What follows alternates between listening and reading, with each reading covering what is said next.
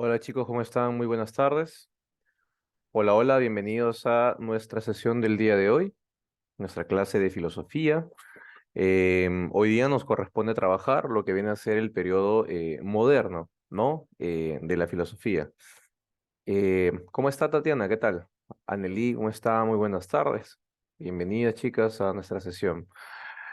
Bueno, empecemos. La clase pasada, chicos, vimos hasta Aristóteles, ¿no? Lo que se le conoce como el periodo clásico de la filosofía. De hecho, exactamente lo que es el periodo de Platón y Aristóteles se llama el periodo de los grandes sistemas, ¿no? Periodo sistemático o también se le conoce como periodo ontológico, ¿ok? Después de eso, ¿qué pasó?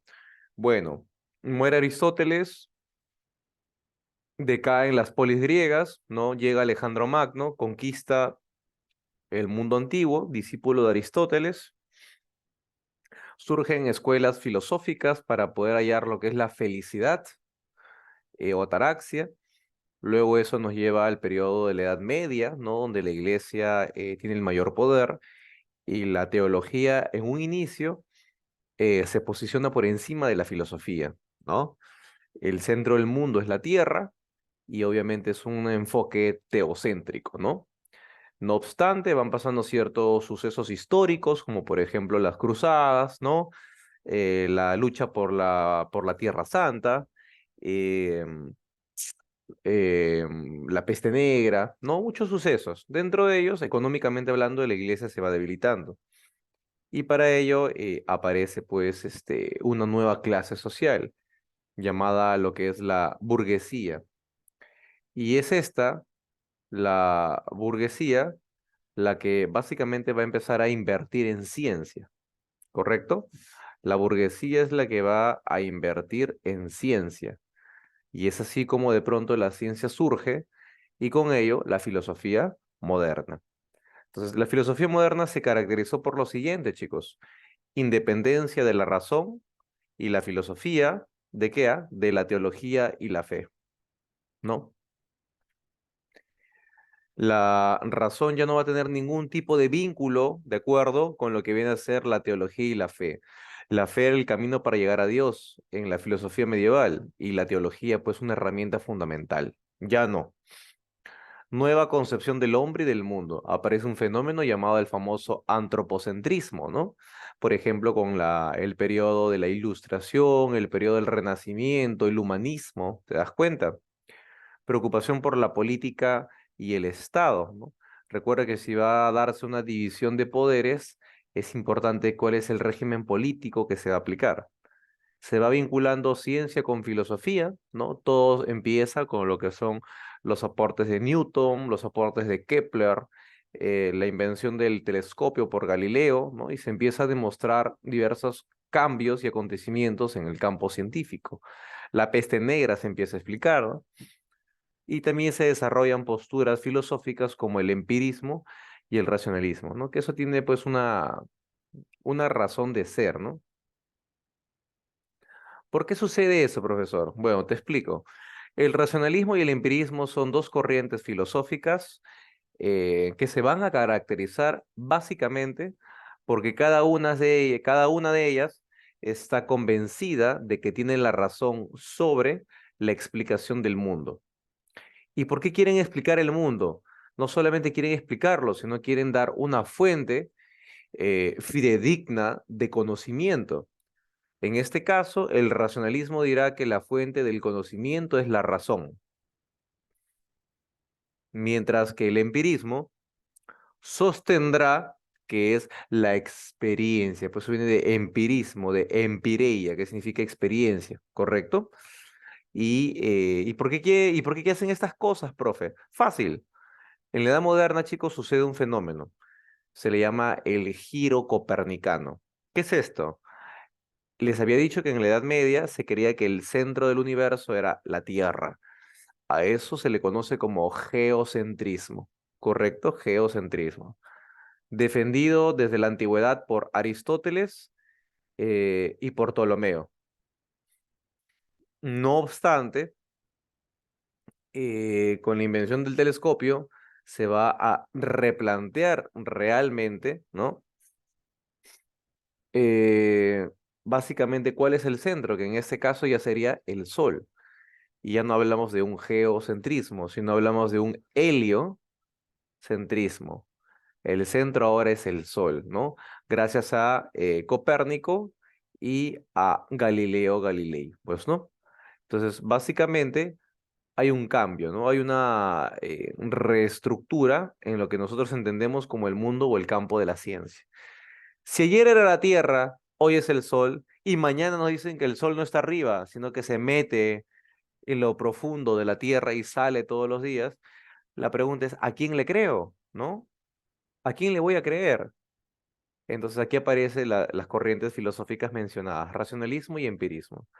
Máximo representante del racionalismo tenemos a René Descartes, Renato Descartes, ¿de acuerdo? Él es considerado por Hegel, por ejemplo, el fundador de la filosofía moderna, el primer filósofo moderno, ¿de acuerdo?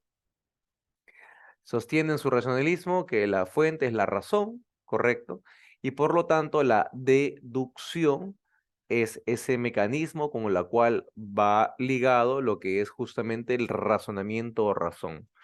Ustedes, criaturitas del Señor, ¿saben cuál es la diferencia entre inducción y deducción? ¿Alguien tiene alguna idea sobre cuál es la diferencia entre inducción y deducción?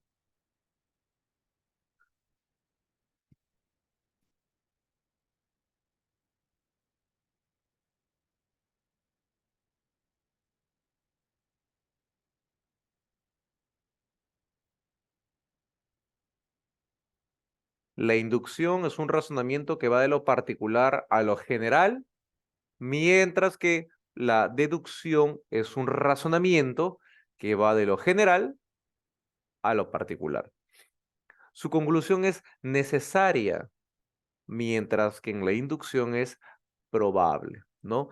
Entonces acá nos damos cuenta que está usando la deducción Descartes para poder explicar el conocimiento de las cosas, ¿no?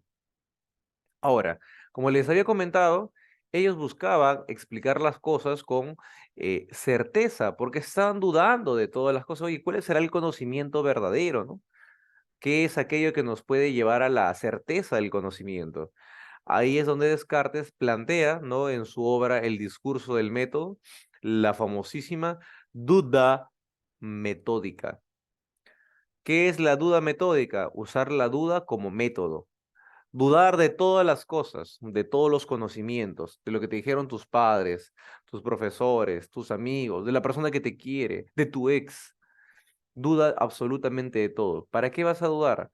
Para poder cuestionar cuál es la fuente de ese conocimiento. La fuente es confiable o no confiable.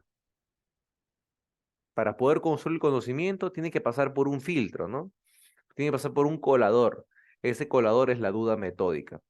Ahí aparece la frase, por ejemplo, de Descartes, sobre todo en su obra Las Meditaciones Metafísicas, el cogito ergo sum, ¿no? Pienso, luego soy, luego existo, que básicamente se refiere que yo puedo dudar absolutamente de todas las cosas, de todos los conocimientos, pero hay algo de lo cual yo no voy a dudar. ¿Y qué es eso? De que yo estoy dudando. Soy algo que piensa, algo que duda, y ese algo tiene que existir porque está haciendo una acción. Ahí está el pienso, luego existo de Descartes, ¿de acuerdo?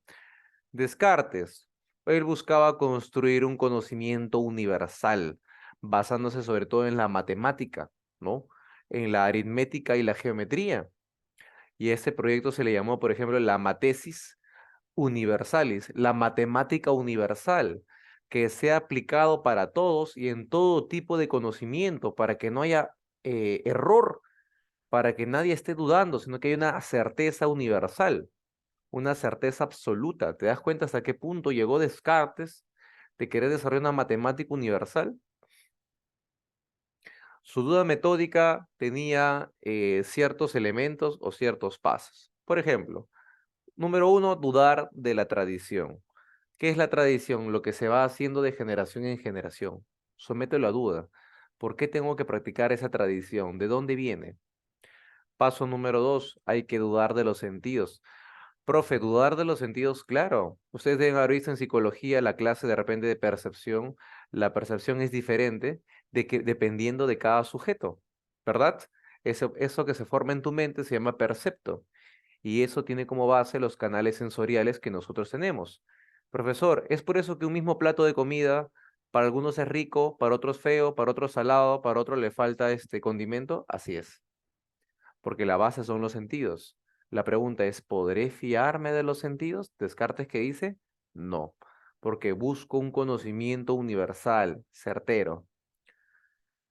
Punto número 3 de la duda metódica. Hay que dudar del mundo, de todas las cosas que ves, lo que sucede a tu alrededor, ¿correcto? No siempre creas todo como te dicen los medios de comunicación, TikTok, ¿no? Lo que la gente dice en las calles. Hay que someter a duda ese conocimiento. Punto 4, dudar de las matemáticas, ¿no? ¿Por qué? Porque Descartes decía, hay que buscar el conocimiento más simple, el conocimiento más sencillo, y en lo más sencillo nos permitirá explicar lo más complejo, ¿no? Descartes hablaba en su obra sobre el genio maligno, es decir, algo que lo lleva al error. Yo no quiero equivocarme, dice Descartes. Dios me ha hecho perfecto. Yo no me equivoco porque quisiera. Debe de existir un genio maligno, algo que a mí me lleva al error, ¿no? No creo que Dios me haya hecho imperfecto. Descartes formula su método mediante ciertas breves reglas, ¿no? Primera regla. Esto, por ejemplo, chicos, está también en su obra llamada Las reglas para la dirección del espíritu, ¿no? Es otra obra de Descartes. El punto número 1 dice, nunca acoger nada como verdadero. Si antes no se conoce lo que sea, ¿no? Antes de conocer algo, antes de construir tu conocimiento, primero nunca lo aceptes como verdadero. Cuestiónalo, duda, investiga. Punto número 2, divide todos los problemas, se llama el análisis, ¿no? Divide un problema en cuantas partes sea posible, ¿no? Porque mientras un problema complejo sea más simple en varias partes, será más fácil de poder analizarlo, igual que un texto, ¿verdad? Punto número 3, conducir con orden mis pensamientos, comenzando con lo más simple y lo más fácil de conocer para ascender a lo más complejo. Por ejemplo, chicos, en el examen de admisión de San Marcos, que he visto que bajó la puntuación mínima, ¿no? Eh, todas las preguntas valen igual, ¿sí o no? Si todas las preguntas valen igual, la pregunta es, ¿por qué la gente no empieza desarrollando lo más fácil y termina por lo más complejo? ¿Por qué invierten 15 minutos en una sola pregunta tratando de resolverlo? Porque yo sé, me va a salir. Ok, puede ser, pero ¿por qué no aprovechas el tiempo aplicándolo en lo más fácil, lo más sencillo, para irte luego a lo más complejo si hay tiempo? Descartes plantearía eso. Punto número 4. Efectuar en todas partes enumeraciones. Tan complejas, ¿no? Y revisiones tan generales que se esté seguro que no se omitió nada. O sea, se puede dividir en partes lo que viene a ser justamente, vamos a decir, el problema, hay que enumerarlo. ¿Cuántas partes tiene? 2, 3, 4, 5, 6, 10, ¿correcto? Hay que enumerarlo. Esas son las reglas que Descartes propone para poder justamente desarrollar lo que viene a ser algún tipo de problema, ¿no? De Descartes también tenemos la división de las ideas, ¿no? Tres tipos de ideas: innatas, adventicias y las ideas ficticias o facticias. Vamos a encontrarlo igual, ¿de acuerdo? ¿Qué son las ideas innatas? Son ideas claras y distintas. ¿Qué significa? Nacemos con ellas. Venimos con el nacimiento con estas ideas. Son universales y son necesarias. Profesor, un ejemplo, la idea que existe de nosotros, yo, la idea de Dios, los principios lógicos como el tercio excluido, el principio de identidad, no contradicción de Platón, por ejemplo. Ya estamos hablando de ideas que están en mi interior, vienen conmigo, vienen conmigo. Sin embargo, existen también ideas adventicias, las cuales las adquirimos por medio de la experiencia o de los sentidos. Por ello son particulares, ¿no? No son necesarios. el sabor de algo, el olor, el color, el sonido, ¿no? O sea, hay diversas fuentes de conocimiento, claro está. Punto 3, ideas facticias o ficticias, ¿no? Son producidas por la imaginación, por eso se llaman ficticias, ¿correcto? No necesariamente tienen un referente en la realidad, un unicornio, un gigante, un demonio, un dragón, ¿no? Estas acá Descartes diría son ideas por composición, pero también se le llama ideas ficticias, ¿correcto? Vamos ahora, chicos, con el empirismo. Tenemos a John Locke. John Locke es uno de los más grandes representantes también del empirismo, ¿no? Sostenía Locke, que es el fundador, sostenía que el origen del conocimiento se encuentra en la experiencia. A diferencia de Descartes, para Locke, nadie viene con ideas innatas. ¿Sabes por qué? Porque nosotros al momento de nacer, nuestra alma es una tabula rasa. ¿Y qué es una tabula rasa? Una hoja en blanco, literalmente, ¿ah? Hoja en blanco. ¿Y con qué lo lleno, profesor Hojita? Con la experiencia. Por eso es que el empirismo se encuentra en contra del innatismo o racionalismo. ¿De acuerdo? Locke sostiene que las ideas surgen mediante dos tipos de experiencias. La experiencia externa hacia afuera, que él le va a llamar sensación, porque es el contacto con el mundo externo. Y experiencia interna a la reflexión, ¿no? Porque tiene que ver con nuestra conciencia. Pero no hay ideas innatas, ¿ah? No se olviden. Distinguió para él, chicos, mientras Descartes distingue tres tipos, Locke distingue dos tipos de ideas, simples y complejas, ¿no? En las ideas simples, el entendimiento es pasivo, o sea, recibe ideas. Mientras que en las ideas complejas, el entendimiento es activo. ¿Qué hace? Combina, fusiona, relaciona y construye nuevas ideas. La imaginación y la creatividad tienen que ver con ideas complejas, ¿no? Mientras que el entendimiento simple tiene que ver con las ideas simples, ¿correcto? Lo que hablaba Descartes de ideas ficticias, unicornio, demonio, dragón, Locke lo explicaría con las ideas complejas. Estás relacionando dos a más ideas. Pasamos a otro importante empirista, también llamado sensualista, que es el señor David Hume, ¿no? Hume considera que la realidad no es más que impresiones. Si existe o no el mundo objetivo es para mí un problema, por eso él es agnóstico. ¿Qué significa esto? Si existe o no Dios, es un problema porque yo no lo puedo explicar, yo no lo puedo resolver, yo no puedo saber desde el conocimiento, claro está, si Dios existe o no. Por eso puede existir, pero yo no lo puedo demostrar, ¿no? Es inaccesible, o sea, hablamos de un agnosticismo, ¿no? Cuestiona lo que señala como falsas ideas, las ideas de sustancia y de causalidad, ¿no? Dice, establecemos relaciones de causa-efecto en base a la costumbre. La causalidad, ¿qué cosa es la causalidad? Por ejemplo, ay, pasó esto. Sayuri dice, Dios sí existe. No, claro, eso es desde la creencia, ¿no? Desde el punto de vista racional para Hume, para él no. O sea, tampoco, perdón, tampoco no es que lo niegue, solo que no lo puede demostrar racionalmente hablando, ¿sí? Ahora, ¿qué dice este Hume? Hume está en contra de la causalidad. Ay, sí pasó esto, porque pasó aquello, ¿no? Debió pasar esto, que si no pasaba esto. Hume dice que no. La causalidad es una idea que está intrínsecamente en el ser humano, ¿no? Por la costumbre, por la tradición, pero que no necesariamente las cosas funcionan o se relacionan en causa-efecto, ¿no? Porque la mente humana, dice Hume, solamente está compuesta de percepciones que pueden ser impresiones o pueden ser ideas. Y acá te explico cuál es la diferencia entre impresión y entre idea, ¿no? Porque es importante saber qué cosas son las impresiones y qué cosas son las ideas, ¿no?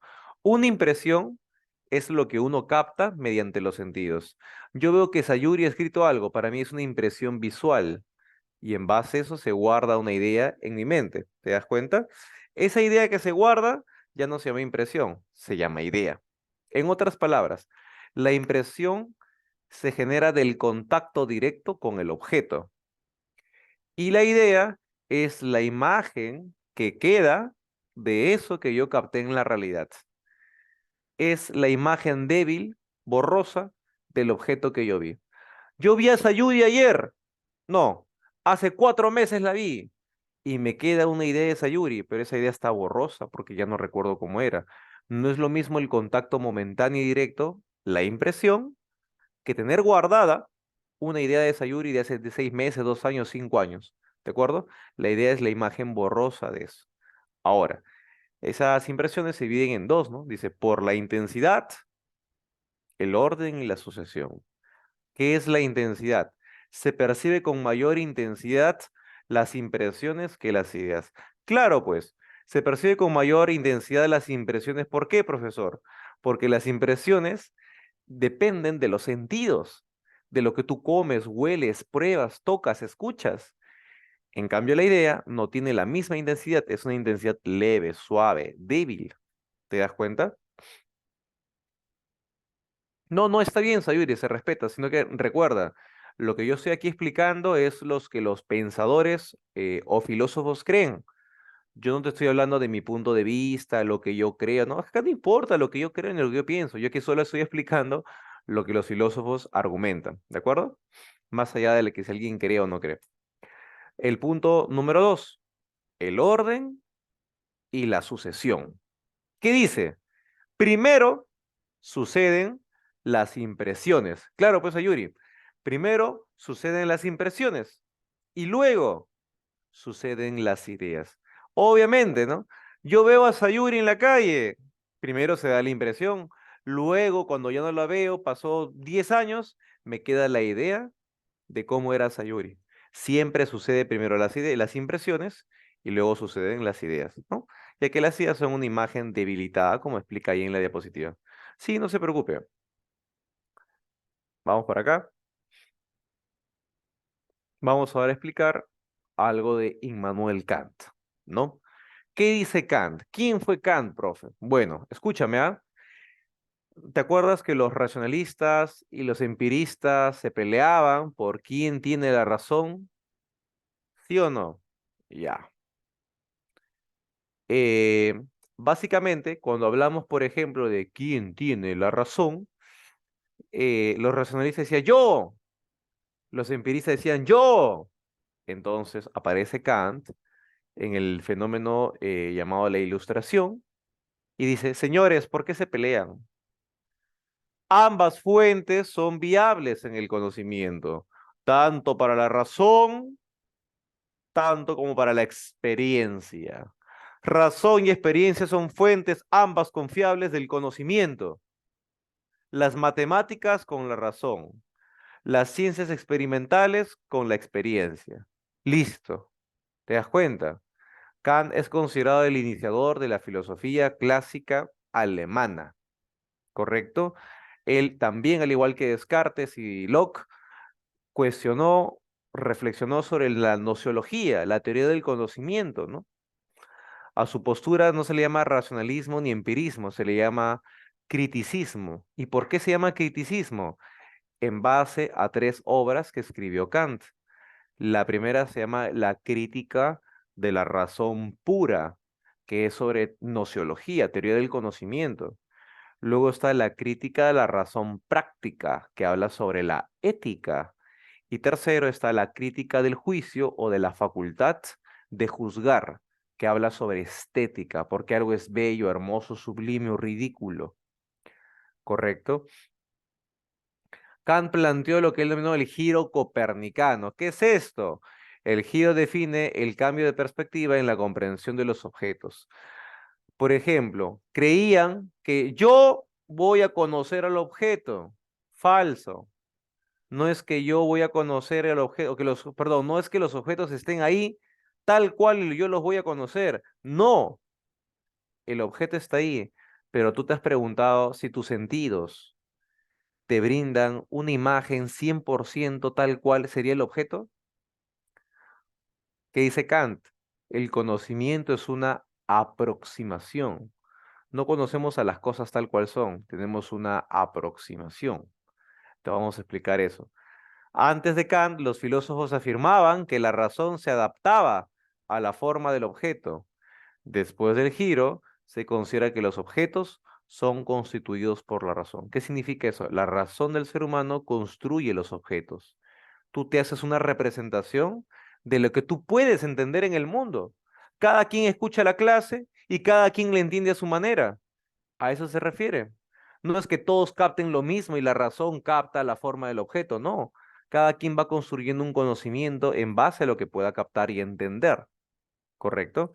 Por eso Kant se sostuvo que solo se puede conocer a través de la experiencia, a la vez que el conocimiento solo se expresa por medio de juicios. ¿Qué son juicios? Afirmaciones, enunciados. Y acá está la clasificación de los juicios, mira. Juicio analítico. El sujeto está contenido en el predicado. Son a priori. ¿Qué significa a priori? No necesita de la experiencia para explicar o fundamentar. Ejemplo, todo cuerpo posee extensión.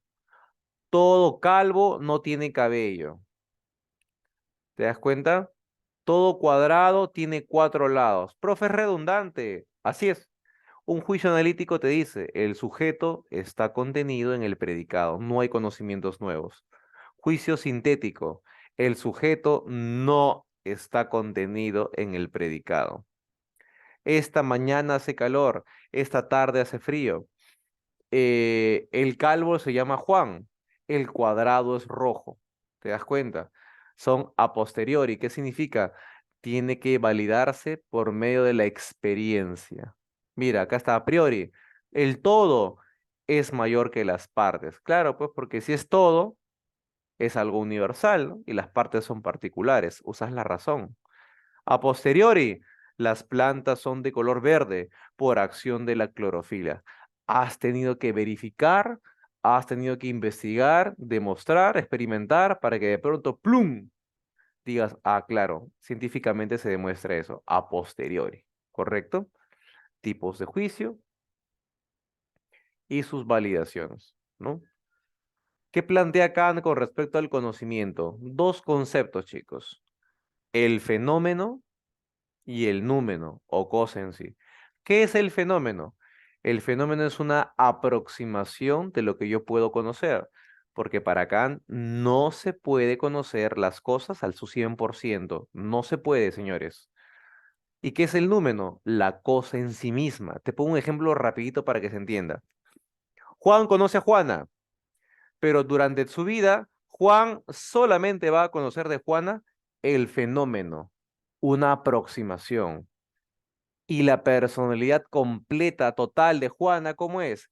Eso es el número, la cosa en sí misma, algo que no se puede conocer al 100%. De las personas no conocemos el número, conocemos el fenómeno, es decir, lo que nos muestra, lo que podemos conocer.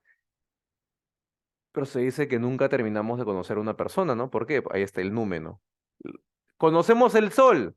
Sí, del sol tenemos un fenómeno, fotos, el rayo solar, el brillo solar, correcto, el calor que hace, pero nadie conoce al sol tal cual es el número. ¿Te das cuenta?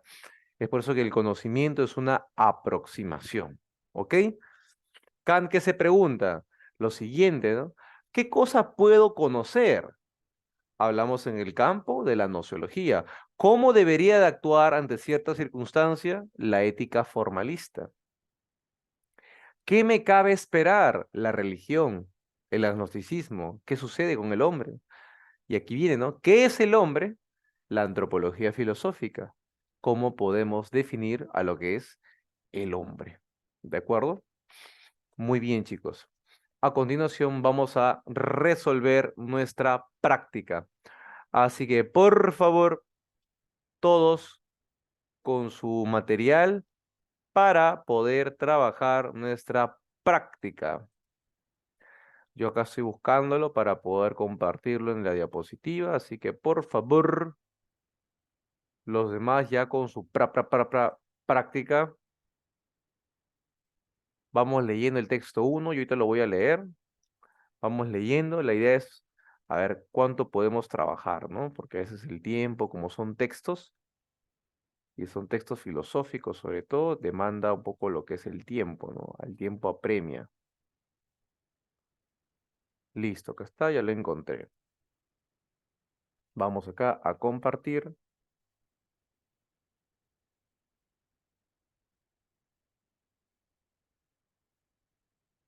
Aquí está. Listo. Para Locke, la mente está siempre presente ante sí misma, conciencia de sí.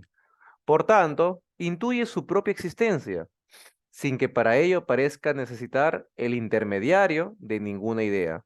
Locke admite, pues, la existencia de una mente humana, substancial, que tiene plena conciencia de sí misma, y en esa conciencia de sí fundamenta la identidad personal, que no es sino la conciencia de todo su pasado. En cambio, las cosas materiales son conocidas a través de las ideas. Y Locke reconoce que tener la idea de una cosa en nuestro espíritu no prueba su existencia. Por tanto, la sensación no prueba, sin más, que existe la cosa sentida, con la certeza que dan la intuición o la demostración. Pero sí nos da un conocimiento suficiente. Las sensaciones no son producidas por nuestros órganos. Luego, han de ser debidas a una causa exterior, a una cosa real existente. Se puede inferir del texto con respecto a Locke cuál sería la clave para ustedes, chicos. A, B, C, D o letra enano. El tema acá de Locke es sobre qué cosa? Sobre el conocimiento de la mente humana, ¿verdad? Que el conocimiento de la mente humana es diferente a las demás cosas. ¿Cuál sería la clave que más se acerca a ello, chicos?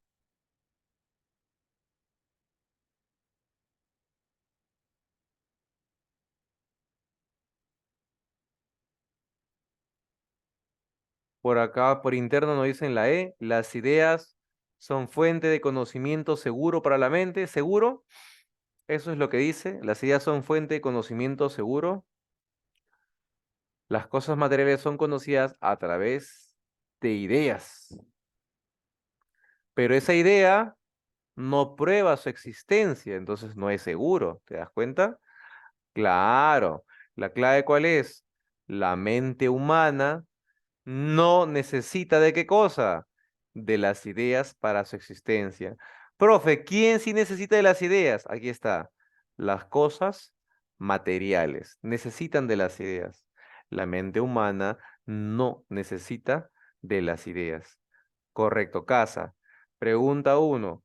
Un sociólogo plantea una estrategia para que sus nuevas investigaciones sean seguras. Ya no va a partir de supuestos, de las tradiciones, ni de los conocimientos sensoriales. En sus investigaciones pondrá énfasis en las ideas y asignará correctamente cada una de ellas al objeto de estudio mediante la razón. Para el investigador, la razón es la facultad de juzgar y discernir de lo verdadero de lo falso. Según lo afirmado con el sociólogo, ¿con qué se relaciona el pensamiento de este sociólogo, chicos? Mira, hay que ir en contra de la tradición, rechazar los sentidos. ¿Qué filósofo planteaba esto, chicos? ¿Qué filósofo estaba en contra de la tradición, de los sentidos? Ah, pues era un filósofo racionalista, ¿sí o no? Por lo tanto, ¿cuál es la clave?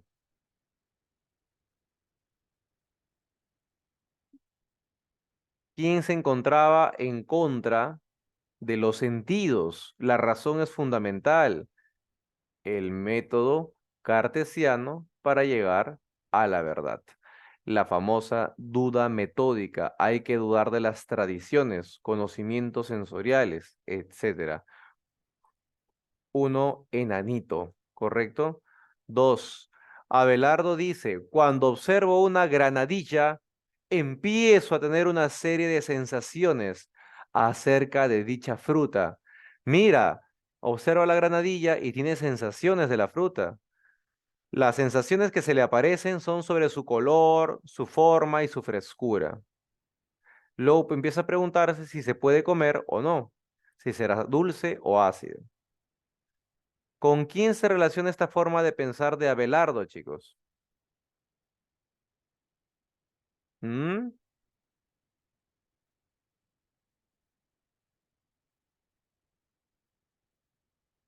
Mira que está empezando por cada cosa, ¿no? Está empezando por la forma, el color, ¿no? Está empezando por lo simple, ¿no?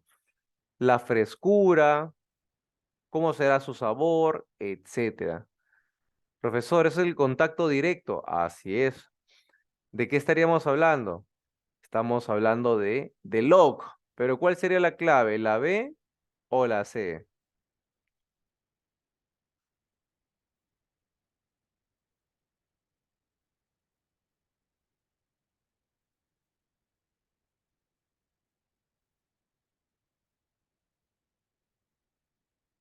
Claro, estamos hablando acá el proceso de formación, correcto, ahí está, ¿no? De las ideas simples. ¿Qué cosas eran las ideas simples? Las que justamente partían por las sensaciones, ¿no? Y luego las ideas complejas eran las que se formaban. Profesor, la fruta, los sabores, los colores son ideas simples. ¿Por qué son ideas simples? Porque nosotros, nuestra mente, no está interviniendo, simplemente está captando lo que está en la fruta, ¿no? Son solo ideas simples. Dos, Bechito. Pregunta 3. Zacarías afirma que los conocimientos se construyen con el paso del tiempo y la experiencia se encarga de proporcionar información a nuestra mente para procesarla. Por el contrario, Antonieta dice lo siguiente: hoy día se ha demostrado que los niños no vienen al mundo a adquirir información, sino que nuestro cerebro viene con ciertas predisposiciones a asociar ciertos tipos de información de una manera determinada. Antonieta, ¿con quién estaría coincidiendo, chicos? Si dice que la experiencia no define el conocimiento, sino que tenemos predisposiciones desde el nacimiento. Ay, ay, ay.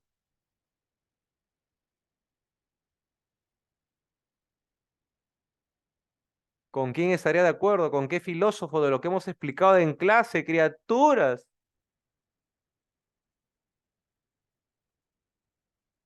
¿Qué filósofo nos habla de justamente ideas que vienen con el nacimiento? Claro, muy bien. Descartes, ahí está. Claro que sí. Tres besitos. Innatas, las habilidades innatas para Descartes. Muy bien, excelente, ¿ah? Pregunta 4. Desde temprana edad a los niños desde temprana edad a los niños se les enseña a obedecer y tomar como verdaderas las palabras que dicen los padres, familiares, profesores o adultos. Esta actitud se extiende en personas adultas cuando toman como apropiado las sugerencias de doctores o influyentes personajes. La forma de inculcar a los niños y adultos, ¿no? Verdades basadas en recomendaciones la forma de inculcar a los niños y adultos, verdades basadas en recomendaciones es ¿de quién? ¿Con qué podríamos explicar, con qué clave estaríamos explicando esta forma de que han educado a los niños y a los adultos, chicos? O en contra de quién está, ¿no? En contra de quién está, antagónico de quién, con quién es coherente, con quién es contrario, congruente. Haz caso, ¿ah? Todo lo que te estoy enseñando, haz caso. No lo cuestiones, no dudes. Oye, ¿qué filósofo no diría esto? ¿Qué filósofo te diría, un momento? ¿Por qué tengo que yo acceder o acatar todas las cosas que dice? Así es, muy bien, con Descartes. Eso es contrario al criterio de certidumbre de Descartes, la duda metódica. Muy bien, señorita, excelente. Pregunta número 5. Genaro le dice a su amigo Humberto que hoy por la tarde faltó a su clase de inglés porque se sentía mal debido a la comida. Aprovechando su inasistencia, su madre le pidió que cuidara a su hermano menor, pues éste no se podía quedar solo en casa. Genaro, como la mayoría de las personas, cree que hay una conexión entre ambos acontecimientos. Ay, justo me quedé en casa, justo mi mamá necesitaba que cuide, por algo me quedé en la casa. Causa, efecto, ¿verdad? Causa, efecto. Por algo suceden las cosas cuando es una coincidencia, ¿no? ¿Cuál sería la clave? Te dicen con respecto a esos hechos que le pasó a Genaro, ¿qué cosa diría Hume, chicos? ¿Qué cosa afirmaría Hume? ¿Hume estaría de acuerdo? ¿O qué diría Hume de esto? ¿Mm?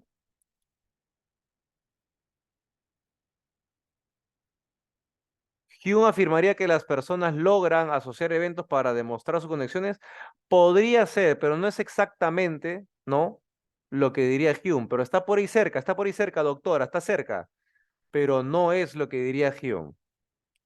¿Qué es lo que más o menos, más preciso, eh, afirmaría Hume? Ah, ya, muy bien.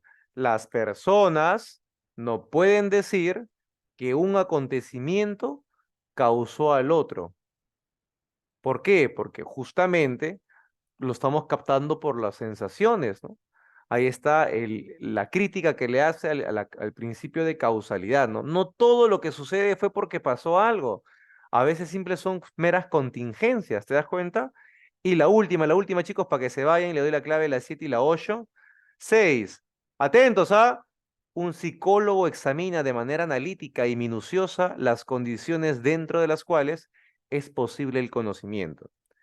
Señala que, si bien el conocimiento empieza con las percepciones, no todo procede de ella. Por ende, necesitamos de categorías, o sea, ideas del entendimiento para organizar la realidad y así poder construir el conocimiento. En lo dicho, se puede colegir, o sea, ¿qué cosa podemos deducir con este psicólogo? Mira, acepta, acepta las percepciones, acepta, pero no todo viene de ellas. Hay ciertas ideas universales, categorías que necesitan ordenar el conocimiento. Oye, ¿cuál sería la clave? ¿Cuál sería la clave? ¿Cuál sería tu clave?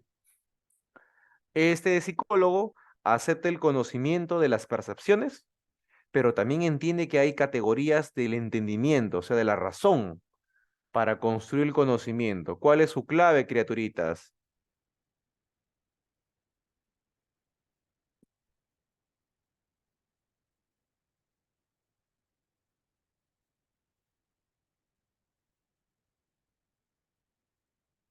¿Ideas por ahí?